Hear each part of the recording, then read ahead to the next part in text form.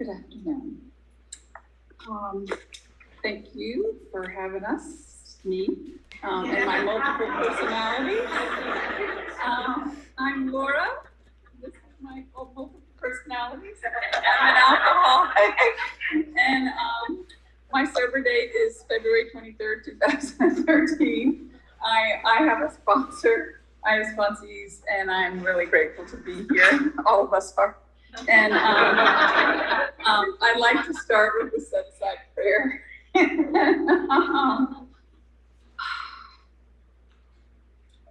God, today help me set aside everything I think I know about you, everything I think I know about myself, everything I think I know about others, and everything I think I know about my own recovery.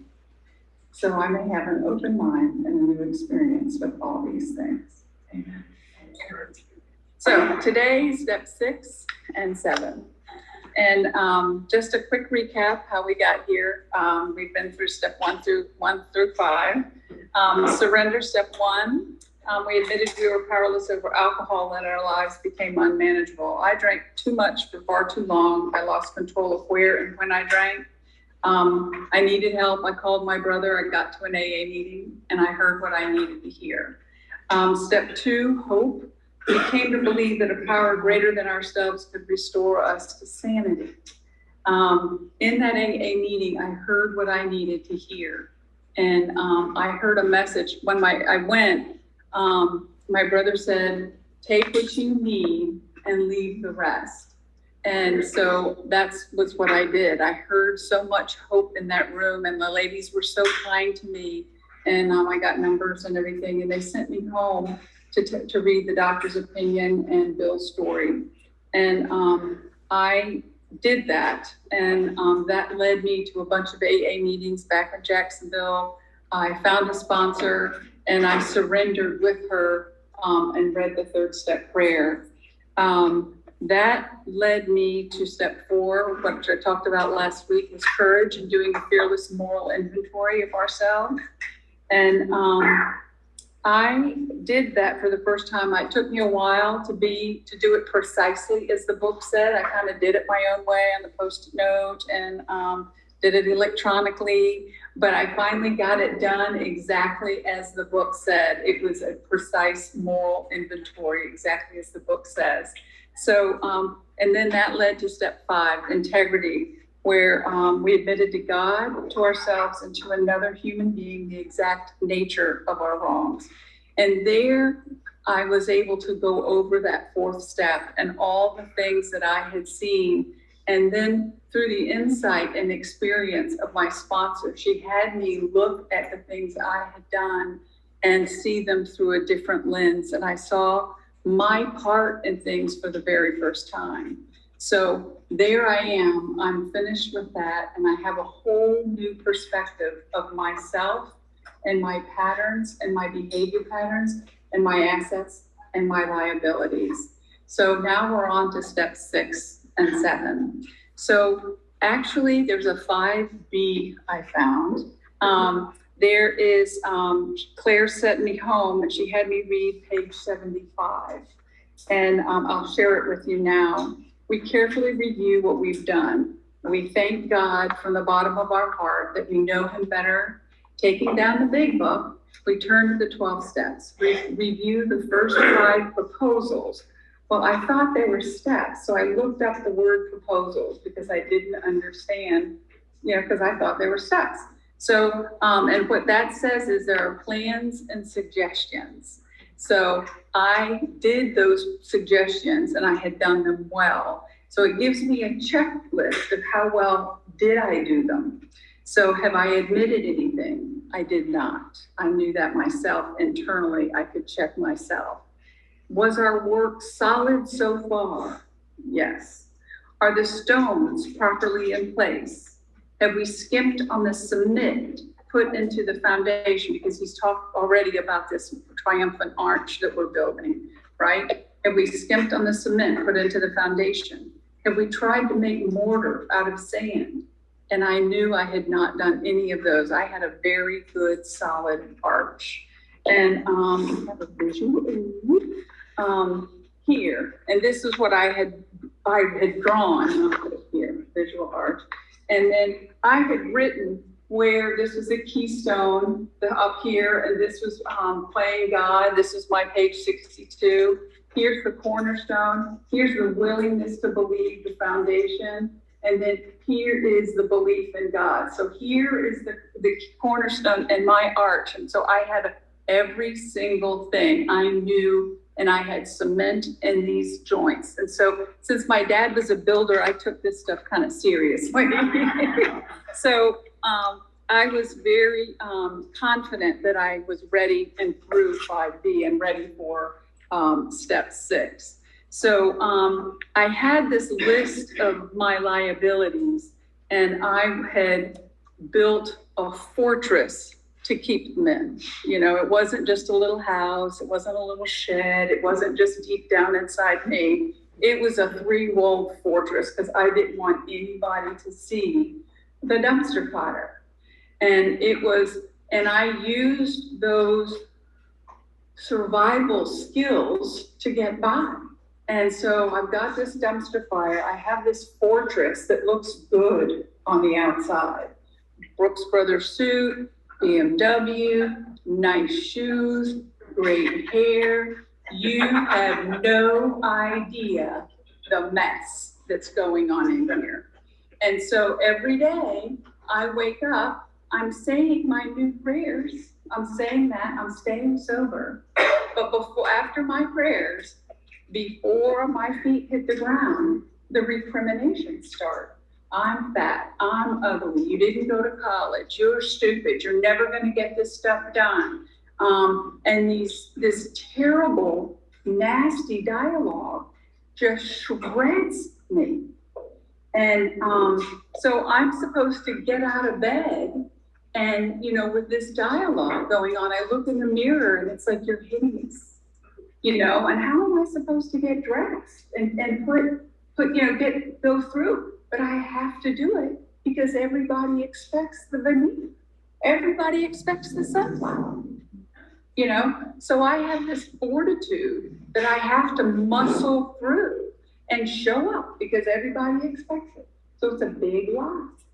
But I know I have to, brick by brick, take this veneer down, or I'm gonna drink again and I'm gonna die.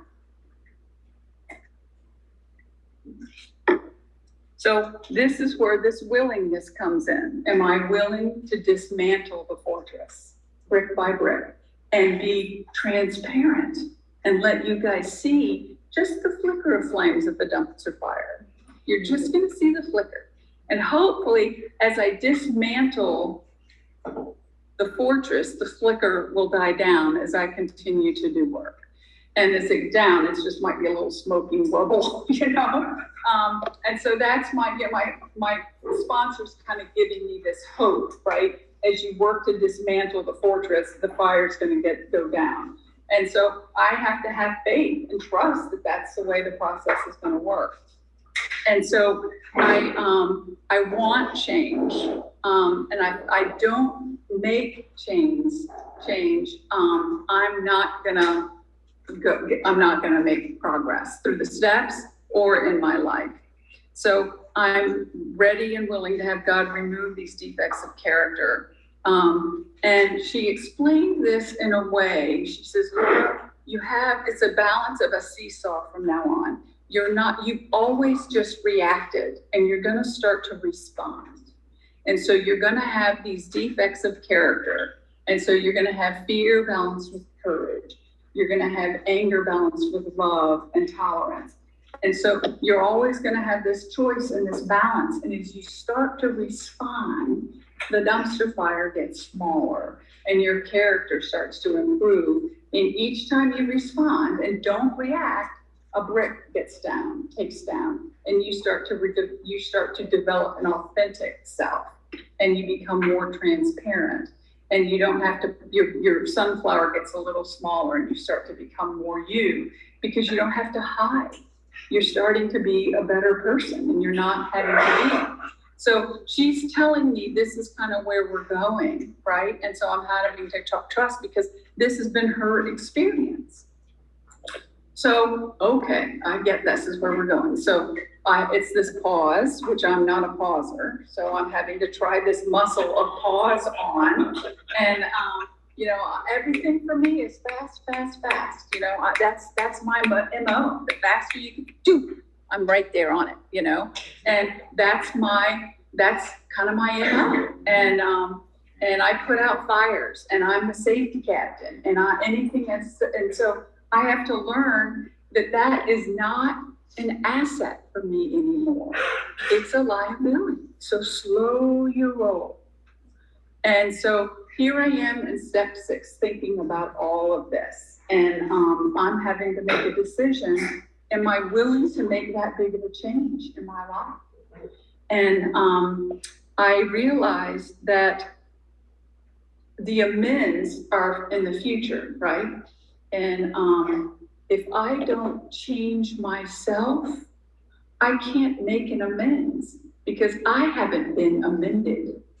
And so this business here, willingness, is amending me. And until I'm changed, I can't make these amends. So I was like, okay, if I'm going to get on with this business of living, I must change. And so I knew I had to do it, right? So, but I just was trying to visualize, how does this work? And all of this, this seesaw. And she gave me so many great examples, react or respond, seesaw, choose these things. And so, because you're trying to get to be authentic. So I was like, okay, I am ready. So here we have the 6-step prayer. So I say, okay, God, I'm ready for your help. I don't have to do it myself. God helps me do it. And removing the defects of character, which I now realize are the obstacle to my recovery. Help me to continue being honest with myself and guide me towards spiritual and mental health. So these are all things, I sat and thought all of these things. And this prayer became the most natural, obvious thing for me to pray. It wasn't hard. It was just such a natural occurrence for me because I wanted to say every single word. And these things were obstacles for me now. And I needed to move them out of the way because I wanted to move on. So that was so simple. And then, spiritual and mental health. I want to be healthy. I want to be robust. I want to be fit. And so I was like, okay, these are actually things, because how can I be successful and joyful when I'm destroyed on the inside? How can I be that way? How can I be in control when everything is out of control on the inside? How can I? And then how can I be in control when my emotions are so full? I can't even control my emotions, I go off I have a fit of fury at the drop of a hat. I might drop a potato peeler and I'm enraged, and I'm not enraged about the potato peeler. I'm enraged because the dishwasher's broken or something else, or I lost a deal at work. I don't know. But I'm enraged because, it's Bill talks about his shoelace broke. It's not, but I would go, I was right there with him, right? So I needed to get those things because they were obstacles for me. So that gets us to humility, step 7. So I was grateful to pray the prayer of step 6. And I was really ready to go on to step 7. So when we go to step 7, I started with the prayer because I wasn't familiar with humbly, and I knew what my shortcomings were, but I wanted to understand what the prayer was first because I wanted to know what I was getting myself into, right? So let's look. So my Creator, I was familiar with my Creator, and I'm now willing. You should have all of me, the good and the bad. I pray that you now remove every single defect of character which stands in the way of my usefulness to you and my fellows. Grant me the strength that I go out from here to do your bidding. Well, it was very similar to the last prayer. because now I want him to remove these things, right? So this was an easy prayer for me to pray, but I want him to use me to do his bidding. And ever since I was a little kid, it's like, use me, God. Let me be a vessel for you. Use my hands, my eyes, my ears, my feet, and let me be a useful tool for you. And so that was something that it was a familiar prayer for me, but I had always, because God had been occluded for me, I had stopped praying that prayer. So now that I'm back in the circle here, I still had all these character traits, and I still had this dumpster fire, and I still had this fortress. I wasn't of use yet. So here I want to get rid of all of these things, be transparent. I really do now want to be of use. So please remove these things that are in the way. So, because I can't go help somebody, if I'm driving them to the hospital and I get enraged, and because somebody cuts me off, they're scared, so I don't want to be that. I need to get that anger and control before I get somebody in my car, so I need to get these character defects out of, in check. So I love the fact that AA is progress, not perfection, right? So I can start, I'm going to do all these things. I'm going to keep my rage in check. I'm going to have my balance. I'm going to react. I'm going to respond and not react. And those are my objectives for the day. And then at my 10th step at the end of the day, and it's like, we got to do it today. So I can start over again tomorrow. And then I did okay today, so okay, my respond muscle worked today. It failed yesterday, but it worked today. So yay, I have 1 in the basket. So let's try again tomorrow. And then I get 2 in the basket. And so I work on my love and tolerance, and I see that I did that better today than I did yesterday. So it's a little bit every day. I don't have to be the patron saint of holiness right away. I can be good in one area and absolutely fall all over the ice everywhere else, but I'm trying in one. And I'm thinking about respond, don't react. So it's the little things. My thought process is changing. So each time, 1 brick comes down from the fortress. So I'm becoming a little bit more transparent. I'm becoming a little bit more authentic. I'm becoming the flames are coming down a little bit more. So then God can also use my assets, so I have great leadership ability. I'm very intuitive. I'm kind of funny sometimes. So I'm a great friend. I'm a good listener. So God can use all of those things right now. And so I have to say, use me where you can. So I allow him to use those assets while I'm also working on my defects. So I can be of service today while I'm still working on my defects. So as we restore ourselves to God, my ego was out to here, right? And I had edged God out. And so as my ego gets smaller and I see more of the sunlight of the Spirit, I get closer to God and I become more in his image, or I become less, my ego becomes smaller. So I always say less of me, more of you. And that's a prayer I pray throughout the day. And sometimes I'm successful. And when I can be successful, the noise in my head quietens and I can find some serenity. And when I can have that quiet, I can hear God. That's when the intuition and I can get my orders, right? And so sometimes, those are,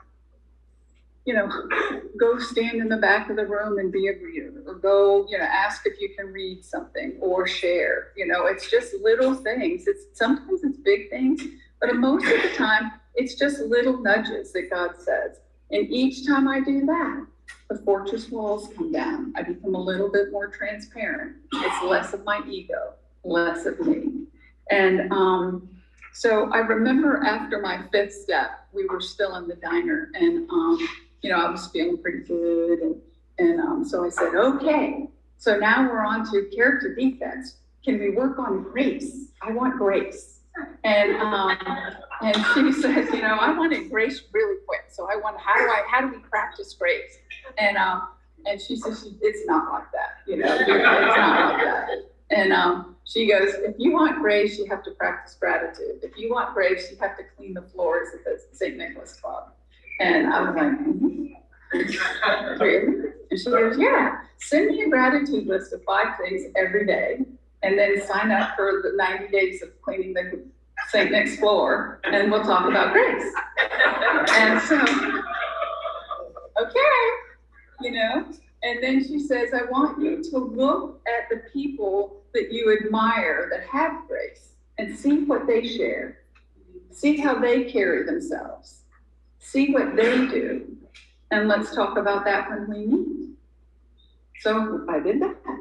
And, it's a lot of times it was, sometimes it was the kind of crusty guys in the corner that had the most graceful things to say because they were so grateful. Yeah, it could be a lot. And it was remarkable. They were the least people, because I was always thinking the grace was going to come from the beautiful ladies with the purses, but it was a lot of times, it was the Park Bush guys, because they were so grateful. They'd been through so much, but they were still so grateful for their sobriety. And so I was so surprised by that, the humility comes too from just daily repetition of seeking God and daily less of me. And it's just that constant grind of less of me, and brick by brick, the fortress comes down. And, of course, it's not me that's the agent of change, it's God. And so when I choose to let God work on these areas, and I'm not saying that I'm choosing to work on this. I'm saying, God, change me in my prayers every day. Less of me, more of you. Use me, change me, sharpen me, remove from me the things that aren't of you, so that I can be of use to you. Because I can't be of use to him if I have a bunch of ego and all these things hanging on, because it's not attractive. And it's a program of attraction. So I need to, make a plan for my day. And if the phone rings and diverts my day, say yes. And I can get my day stuff done tomorrow, but it's saying yes and being ready to say yes and being joyful to say yes. And, I didn't realize what an unrealistic view, that big sunflower was of me. It just really, now the dumpster fire wasn't a good realistic view of myself, but somehow I needed to merge the two, and I ended up with something like a petunia maybe, but,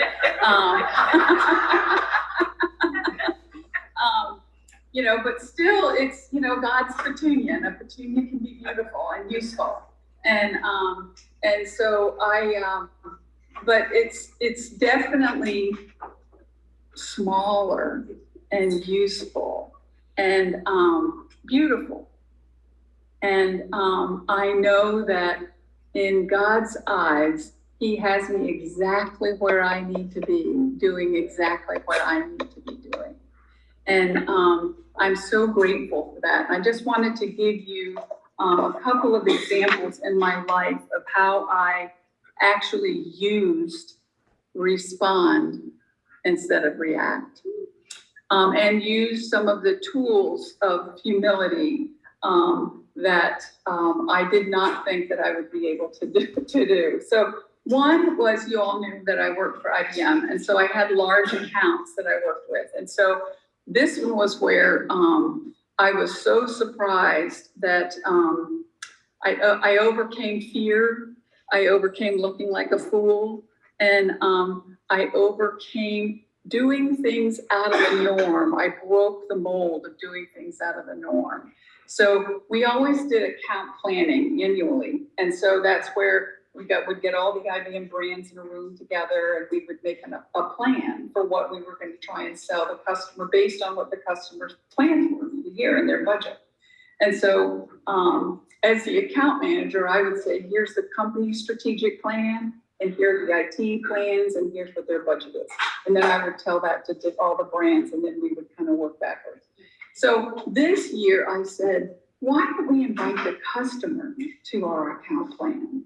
It was like, what? This is secret. It's what we're going to do to them. And so I was like, just let's see, because we might learn something and they might learn something.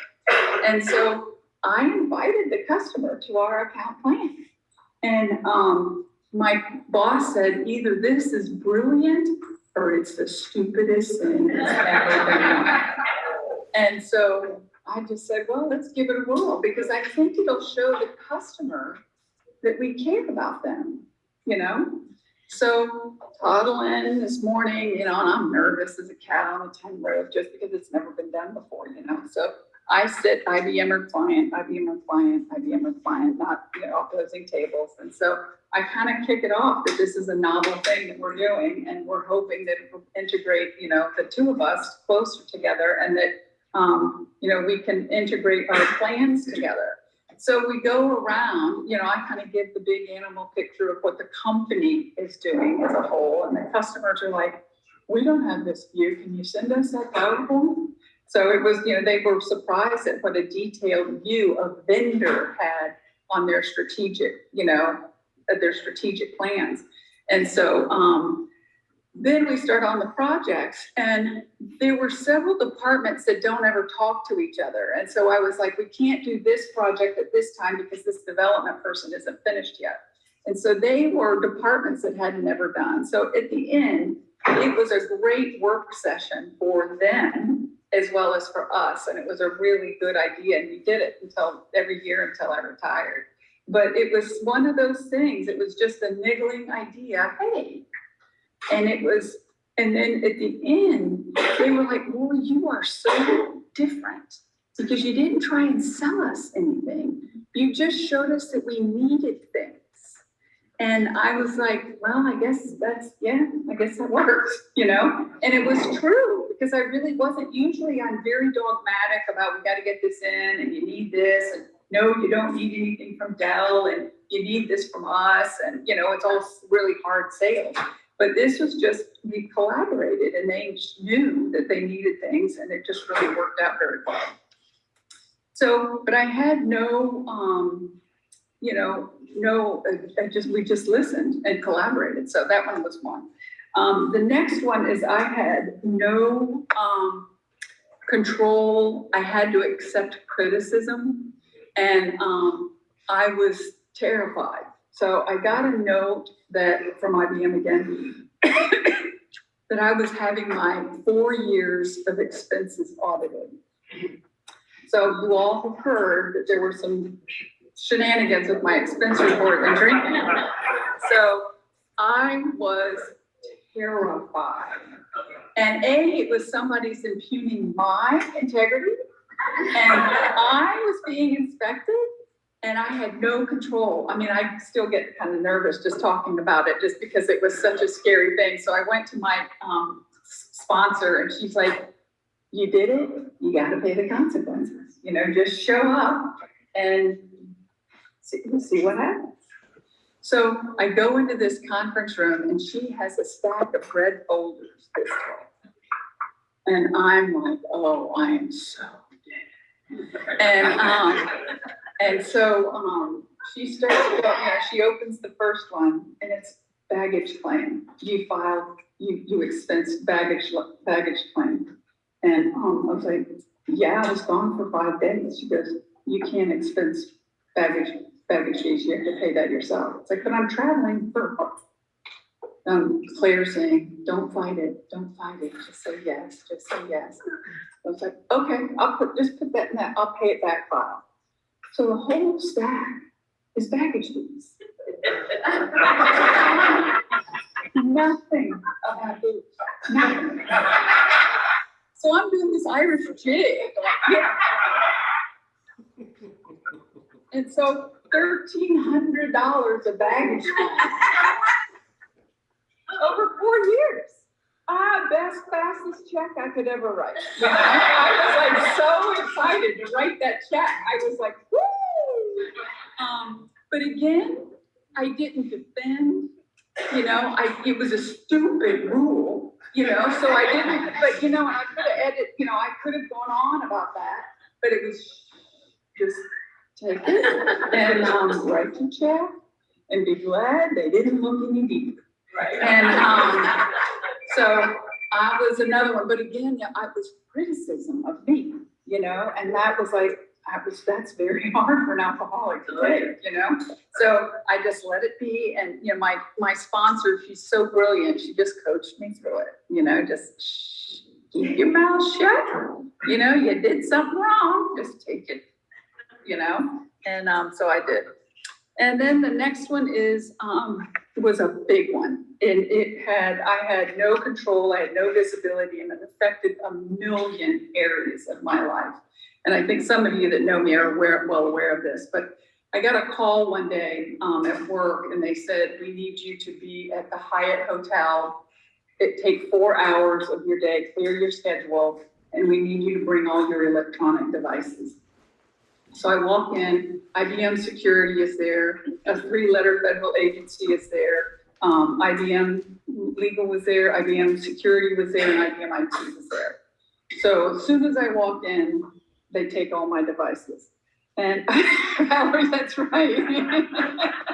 And so I'm like, okay, you know, I have no idea what this is about, right?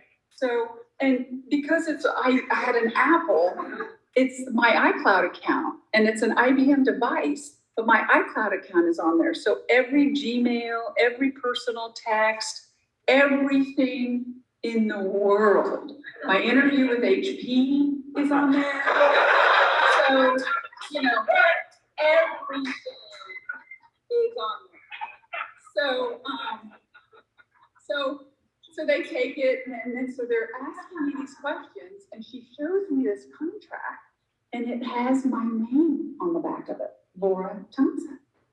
And it's basically giving royalty rights for all of WebSphere sales in the world to this company. And I first of all, I look at it, and it's like, that's not my signature. And this isn't a valid IBM contract. And I start pointing out all the flaws, you know, in IBM. It's not an IBM contract. It's not a valid IBM contract.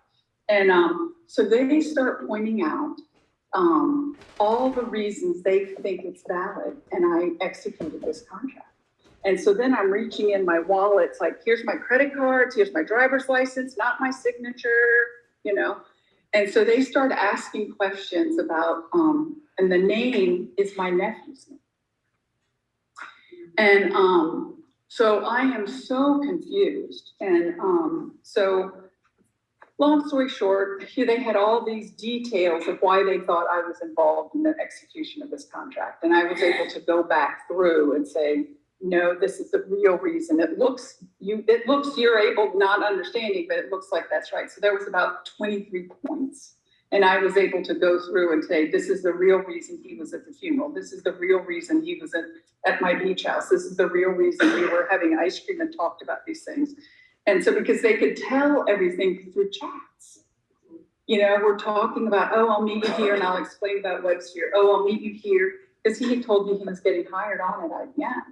And so I was telling them all about IBM stuff. And so it really looked bad. So anyway, long story short, this goes on. I'm not allowed to tell my boss. So I was on this management track. So he keeps putting in promotions, and they kept getting denied. And so he's not understanding why. I'm not allowed to tell him what's going on. And so all he can do is keep giving me accounts and more quota. So I'm like this donkey going around this grist mill, getting worked to death. And he can't give me promotions or anything. And so I have all of this weight on my back with all of these, and I'm getting depositions and I'm getting summons, and IBM's defending me from the IBM piece, but they're trying to get out of because the investors that he had defrauded, he had used this contract to get investment money from investors. And so, so the investors were suing IBM, and IBM's trying to unhook themselves from the investors, saying it's not a valid contract. So IBM finally unhooks themselves, and that leaves me on the hook with the investors because they still think I'm part of the contract. So anyway, so I had to get my own lawyer and had to do all of that. So I finally ended up retiring from IBM just because the workload was too much. So I was able to do that, which God is good. But, through all of that, my original drinking self would have just caused scorched earth. I would have absolutely destroyed my brother. I would have caused a family feud. Every single body in my family would have known about this, And so what I ended up doing was I informed my brother that this had happened to me, and I just let it at that. And my sponsor knew, my sponsees knew, because, they would meet with me and I'd be in tears or I'd be fearful, because I just met with lawyers. So I was not right for a long time because I was, it was terrible. But what I did do was able to breathe, take one step at a time, realize that God had this. There was a bigger plan. And I did not need to insert myself and my special skills in any of this, And I needed to just show up, be calm, respond, and not react. And, because when you're getting deposed by 8 lawyers and they're accusing me of doing things, it's really easy to react, And I resent having to have legal counsel and pay for it, but I have to do that to protect myself. So you just take one step forward and just do what it takes, and you just move on. And so I just looked at that as like before and after, how did I respond versus react, and how the outcome of that thing was so much different, and the fact that I can, it's still kind of going on a little bit, and we'll see, what happens and how long it goes on. So I'm grateful for God's part in this and in my life, and being able to see me through it and being able to let me respond and just take it day by day and not future trip and not hold, because I don't really know what happened. I'm not sure, and the 3-letter, people are taking care of it, and, he's going to have to pay for it, and he's going to have his own thing, not my job. So it's my job to just keep God in the center of my life and just answer the phone when it goes. And if there's a summons, I have to take care of that and then be done with that. So I am grateful that I was able to share this with you today. And I hope you enjoyed 6 and 7, and I will be back next week for 8 and 9.